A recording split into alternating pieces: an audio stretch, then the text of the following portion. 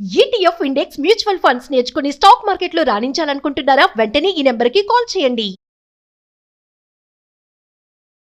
అమ్మ నమస్తే. నమస్తే అమ్మా. అమ్మ అట్ల తద్ది ఉంది మనకి ఈ నెలలోనే. అవును. మరి అట్ల తద్ది యొక్క విశిష్టత, ఆ రోజు మనం అనుసరించాల్సిన విధానాలు, కొంతమందికి అట్ల తద్ది నోములు ఉంటాయి, మీకున్నాయమ్మా? లేవమ్మా. ఆ. కొంతమందికే ఉంటాయి. అవును. మీరు అన్నారు కొంతమంది అన్నారు కదా, మాకు లేవు. కాకపోయినా మేము లేచి ఆడతాం. ఆడతారు. అట్లా తద్ది ఉండ్రాడ తద్ది రెండూ కూడా ఆడుకోవటానికి ఏముంది, చక్కగా లేవడం, ముందు రోజు తెల్లవారుజాముని. ముందు రోజు తలంట్లు పోసుకోవాలి. ఆ రోజు కాదు కదా అవును పోసుకునేది. అవును. ముందు రోజు తలంట్లు పోసుకోవాలి, గోరింటాకులు పెట్టుకోవాలి. గోరింటాకు వాసన ఉండగా రాత్రి వండి పెట్టినటువంటి అన్నం ఉంది, గోంగూర పచ్చడి, మీగడ పెరుగుతోను గోంగూర పచ్చడితోను తెల్లవారుజామున 3 గంటలకే తినేయాలి. అంతే. ఆ తర్వాత ఆడుకోవడానికి ఊళ్ళో పడాలి. మామూలుగా రోజు ఆడుకోనిరు కదా అలా ఊళ్ళల్లో తిరిగి అందరూను. ఈ రోజు మాత్రం ప్రత్యేకంగా జట్లుగా ఉయ్యాళ్ళు కట్టుకొని ఉయ్యాళ్ళు కట్టుకుని రకరకాల ఆటలాడుతూ మధ్యలో ఓసారి ఇంటికి వచ్చి ఏదన్నా అవసరాలు ఉంటే తీర్చుకోవడం, వెళ్ళడం, పగలంతా ఆడుకునేవాళ్ళం. తర్వాత స్కూల్ వచ్చేసిన తర్వాత 9 దాకా ఆడుకుని అప్పుడు వెళ్ళేవాళ్ళం స్కూళ్ళకి. చిన్ననాటి విషయాన్ని గుర్తు చేశానమ్మా. అంతే. అంతే. నోములు ఉన్న వాళ్ళు ఇంకొంచెం వివరంగా చేసుకుంటారు. ఈ తెల్లారుజామునే లేచి ఆ రోజునే ఏవో అట్లు అవి వేయడానికి ఏర్పాట్లు చేసుకుని పగలంతా ఉపవాసం ఉండి పిల్లలు ఇలా ఆడుకుంటారు. అవును. పెద్దవాళ్ళు ఉపవాసం ఉండి ఆ తర్వాత సాయంకాలం చంద్రోదయం అయిన తర్వాత గౌరీదేవిని పూజించి ముత్తైదువులకి తాంబూలాలు ఇచ్చుకుని ఆ తర్వాత మాత్రమే భోజనం చేసేటటువంటి, అప్పుడు కూడా అట్లే తింటారు. అవును అవును. అలా తినేటట్టు ఉంది ఇక్కడ. వీటిల్లో చాలా ప్రధానంగా అట్ల తద్దోయ్, ఆరట్లోయ్, ముద్దపప్పోయ్, మూడట్లోయ్ అని చెప్పి మనకి పాటలు కూడా ఉన్నాయి. అంటే అట్ల తద్దినాడు అట్లు వేసుకు తినడంతో పాటు ముద్దపప్పుతో తినే పద్ధతి ఉందన్నమాట అది. కానీ సాధారణంగా మనం తినం. మామూలుగా అట్టులో దోశలో మనము ముద్దపప్పుని నంచుకొని తినం. ఎందుకు మరి ఎలా వచ్చిందో ఏంటోనమ్మా. ముద్దపప్పు నంచుకొని తింటారా లేకపోతే ముద్దపప్పు ప్రత్యేకంగా చేస్తారో తెలియదు. ఎందుకంటే ఇది సాధారణంగా చిన్నపిల్లలు, కొత్తగా పెళ్ళైనటువంటి ఆడపిల్లలు చేసుకునేది గనక వాళ్ళకి బలవర్ధకమైన ఆహారం కావాలి, మాంసకృతులు శరీరానికి కావాలి అని చెప్పి దీన్ని ఏమన్నా ముద్దపప్పు చేర్చారేమో మనకి తెలియదు. కానీ ముద్దపప్పు నంచుకు తినాం. అందులో తినేది ఏమిటంటే అట్లల్లో నెయ్యి వేసుకుని బెల్లం నంచుకునే తింటారు. మనం ఇప్పుడు ఆ దోశ అన్న పేరుతో రకరకాల దోశ ఇంతే తిన్నా చట్నీలు ఇంతంత తింటాం. అవును. చట్నీలు సాంబార్లు ఎక్కువ, దోశ తక్కువ. కానీ అట్లా కాదు. దోశని కూడా కాదు, అది అట్టే. నల్లబడదు, తెల్లగానే ఉండాలి, మెత్తగా ఉండాలి. అవును. బట్టలాగా ఇలా మన మంచి నూలు వస్త్రం ఎలా కదులుతుందో తెల్లగా అంత తేలిగ్గా ఉండేటట్టుగా ఉండాలి. దీనికి తగినటువంటి పాళ్ళు ఉన్నాయి. ఆ పాళ్ల ప్రకారం బియ్యం మినప్పప్పు వేసి ఆ ముందు రోజే దాన్ని తయారు చేసి ఉంచుకుంటాం.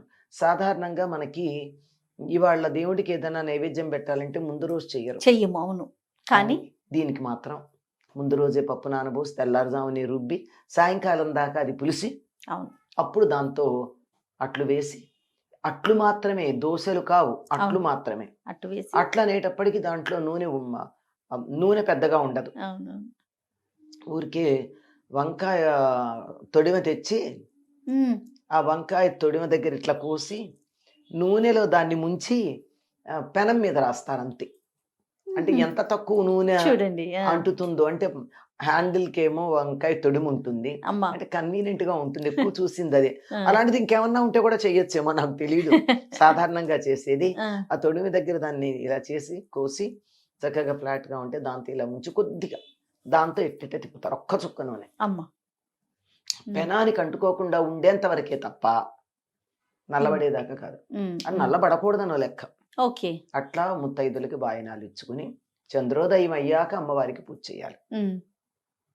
సాధారణంగా తదియలన్నీ ఏదో ఒక పేరుతో అమ్మవారికి చేస్తారమ్మ. మనకి వినాయక చవితి ఉంది. వినాయక చవితికి ముందు రోజు గౌరీ తదియ అని చేస్తారు. వినాయక చవితి అయ్యాక వచ్చే బహుళ తదియకి మనకి భాద్రపద మాసంలో వచ్చేదాన్ని ఉండ్రాళ్ల తద్ది అని చేస్తాం. తద్ది అంటే తది.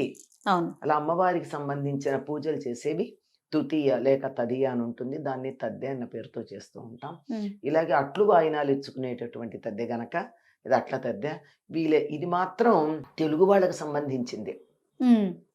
ఇది తప్పనిసరిగా కొత్తగా పెళ్ళైనటువంటి ఆడపిల్లలు ఉన్నట్టయితే ఈ అట్ల తద్దెకి ఏదో సారడిచ్చి పంపించటం, నోములండం, అవును దీనికి అత్తవారు మా పుట్టింటి వారు ఒకళ్ళకొకళ్ళు కానుకలు ఇచ్చుకోవడం చాలా పెద్ద వ్యవహారం ఉంది. అవును నోములు తీర్చుకుంటారు, నోములు తీర్చుకోవడం అవును. అని చేస్తారు.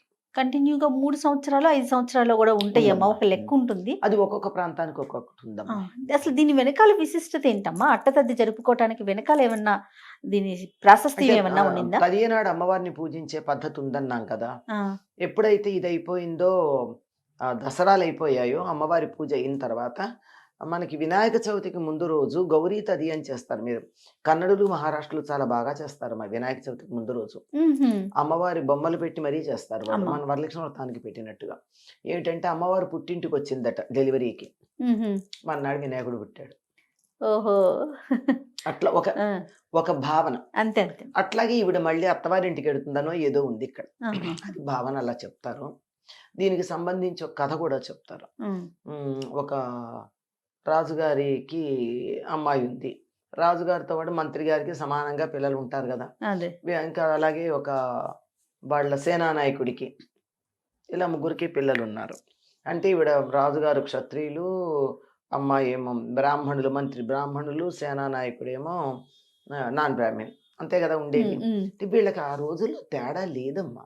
నియమాలను బట్టి, చేసే వృత్తుల్ని బట్టి ఉన్నారు కానీ హెచ్చు తగ్గులు, వీళ్ళు ఎక్కువ వీళ్ళు తక్కువ, ఇవాళ సమాజంలో ఉన్నటువంటి అల్లర్లు అగాలు ఉండేవి కాదు. చక్కగా కలిసి ఉండి వీళ్ళ ముగ్గురు కూడా అట్ల తద్ది నోము చేశారట. చంద్రోదయం అయ్యే ఎవరు వీళ్ళ ముగ్గురు పిల్లలు? ముగ్గురు పిల్లలు. ఈ ముగ్గురు పిల్లలు, రాజుగారు అమ్మాయి పేరు సునామ. అయితే అలా చేసేటప్పుడు చంద్రోదయం అయ్యాక కదా గౌరీ పూజ చెయ్యాలి. అవును. ఆ పిల్లేమో రాజుగారి కుమార్తె చాలా సుకుమారి అయ్యేటప్పటికి మధ్యాహ్నానికల్లా అలా వాడిపోయిందట, నీరసం వచ్చిపోయి పడిపోయే స్థితిలో ఉంది, ఏం తినకుండా ఉంది. దాంతో అన్నగారులకి చెల్లెలంటే ప్రేమ. ఉహు. ఆ ప్రేమతో వాళ్ళు ఏం చేస్తారట, దూరంగా ఎక్కడో గడ్డి కాల్చి ఆ ఎర్రని కాంతి వస్తుంటే చూడు చూడు చంద్రోదయం అయిందన్నారు. ఓహో. అని వేస్తే గబగబా పూజ కానిచ్చేసి ఈవిడ తిన్నది. ఉమ్. దీనికి ఫలితంగా ఈవిడికి వృద్ధుడైన భర్త వచ్చాడు. ఓహో. మిగిలిన ఇద్దరికి బాగా వచ్చారు. అది బాగానే ఉంది. ఎందుకు ఇట్లా వచ్చారని వీడు ఏడుస్తూ అరణ్యాలకు వెళ్ళిపోయి ఆత్మహత్య చేసుకుందాం ఏదో చేస్తారు ఆ, ఇట్లాంటివి. అలా ఉంటే పార్వతీ పరమేశ్వరులు అలా విహారం చేస్తూ ఈ అమ్మాయిని చూసి దయతలిచి ఏమిటమ్మాయి అని అడిగితే, నాకు ఇట్లా వృద్ధుడు నా భర్తగా. ముసలివాడు భర్తగా వచ్చాడు, నేను ఇంకా ఉండాలనుకోవట్లేదు అని రోధిస్తోంది. ఏం లేదు, నువ్వు ఇలా అట్ల తద్ది వ్రతాన్ని నువ్వు సరిగ్గా పూర్తి చేయలేదు, మళ్ళీ వెళ్ళి సరిగ్గా చేసుకో, నీ భర్త యువకుడు అయిపోతాడు బాగుంది. అంటే వెళ్ళి ఆ అమ్మాయి సరిగ్గా చేసిందని, ఆహా. అప్పుడు అతడు యవనాన్ని పొందాడని, అందువల్ల ఈ భర్త మంచి భర్త కావాలంటే యవనంలో ఉన్న భర్త కావాలి, ఈడు జోడుగా భర్త కావాలి అంటే అట్లా ఆ పిల్లలు చిన్నపిల్లలు ఏమో అట్లా తద్ది వ్రతం చేయాలని. ఆ తర్వాత పెద్దవాళ్ళు అయ్యాక భర్త అకాల వృద్ధాప్యం రాకుండా చక్కగా ఉండాలని ఇలా చేస్తారన్నమాట. అంటే అన్యోన్య దాంపత్యం కోసం చేసేటటువంటి వ్రతం. సంతోషం అమ్మా. నమస్తే.